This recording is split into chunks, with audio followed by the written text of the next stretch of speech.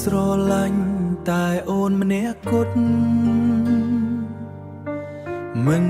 ថាថ្ងៃនេះឬថ្ងៃស្អែកចិត្តបងក៏នៅតែមានអូនគ្មានអ្នកណាអាចជំនួសបានព្រោះអូនជាមនុស្សសំខាន់ក្នុងបេះដូងទោះពេលខ្លាំងជីវិតលំបាកបងក៏មិនដែលគិតចាកចេញព្រោះក្តីសុខរបស់បងគឺបានឃើញអូនញញឹមឃើញអូនញញឹម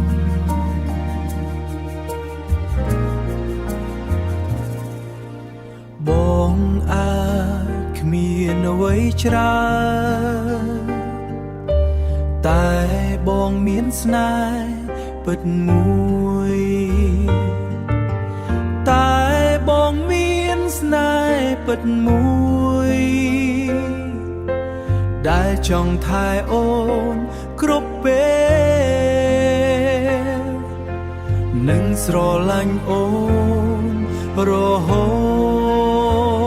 តបងស្រឡាញ់តែអូនម្នាក់គត់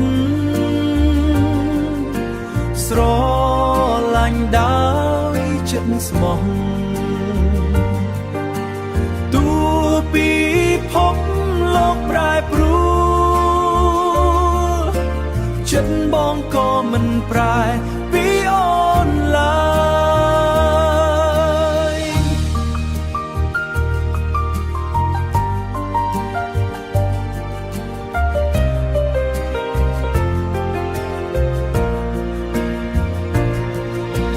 បងស្រឡាញ់តែអូនម្នាក់គត់ស្រឡាញ់ដោយចិត្តស្មោះទោះពីភពលោកប្រែប្រួលចិត្តបងក៏មិនប្រែពីអូនឡើយចិត្តបងក៏មិនប្រែពីអូនឡើយ